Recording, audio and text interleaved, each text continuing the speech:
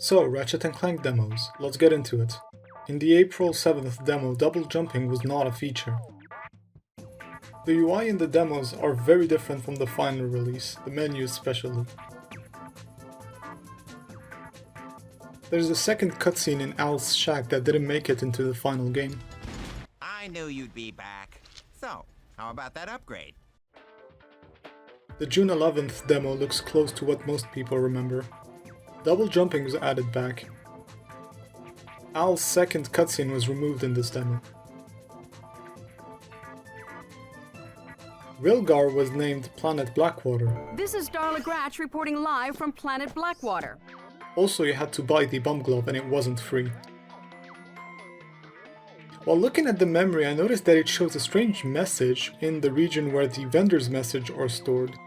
It reads, "Help, I'm stuck in this box," which maybe assumes that the vendor was actually stuck in the Gadgetron box thing. The Mind Glove shows Ratchet doing a strange gesture. By using the debugger, we can see that the thruster pack had hidden images in the moves menu.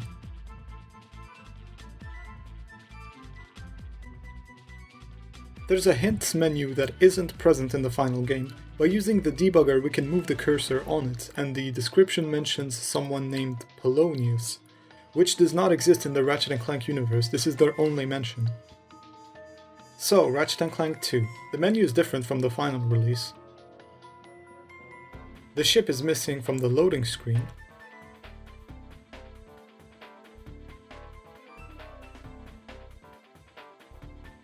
Ratchet's helmet is not present in the cutscenes.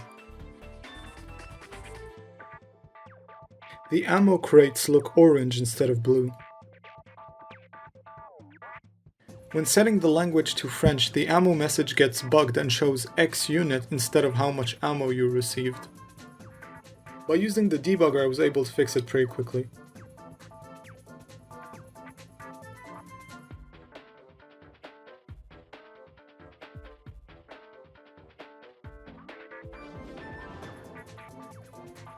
It's weird how such a glaring bug made it to the demo. It probably wasn't playtested as much as the English version.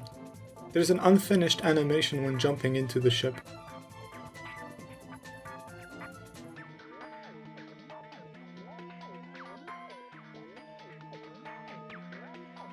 And for some reason, Clank teleports to you afterwards, whereas he's not supposed to be there in the final release. I'll start with Deadlocked before the third game, since there's less to see here. The game used a different UI from the final release.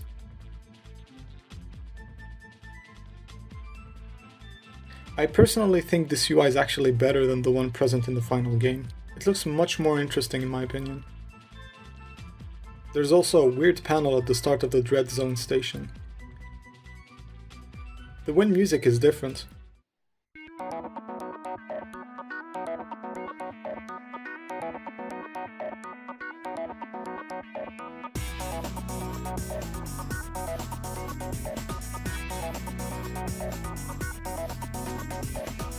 It reminds me a bit of the Half-Life 1 credits music.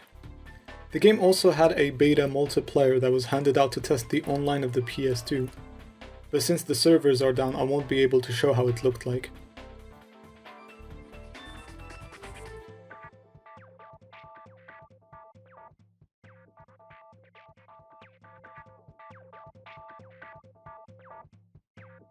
Ratchet & Clank 3 also had a public beta that was online only. It's also unplayable since the servers are down. In the May 26th, 2004 demo, you have to put in a name like old arcade games. The characters are all T-posing in the cutscenes since they were unfinished. Instead of Gadgetron, there's Megacorp vendors.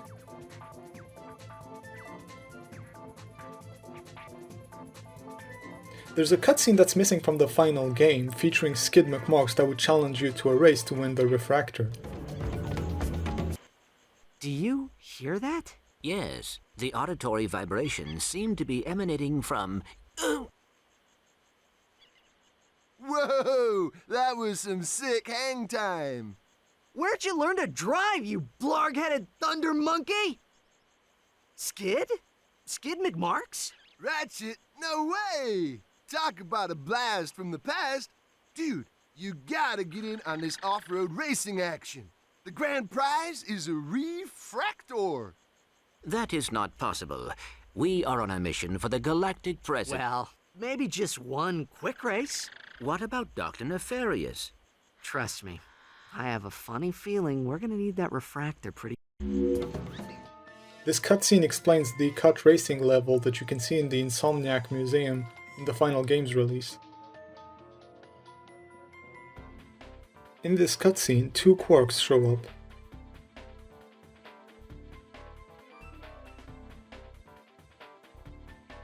In the Quark boss cutscene, Ratchet gets thrown like an envelope in a T-pose. I think it's actually one of the funniest things in the entire series. The UI had a completely different sound. The Infector worked completely differently from how it worked in the final game.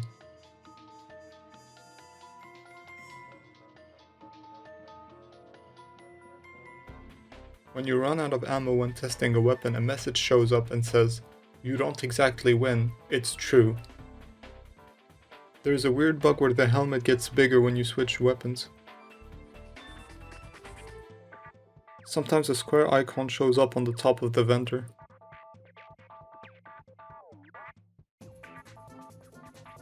The ship UI was different. The arena levels have no textures.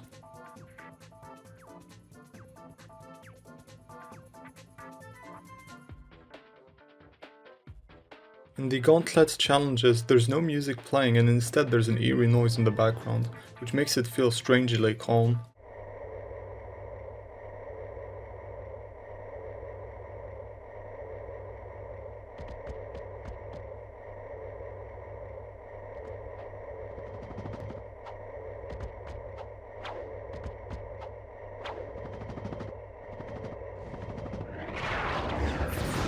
Well, this is all I found looking into the PS2 demos. I'll probably make a video like this for the PS3 demos in the future.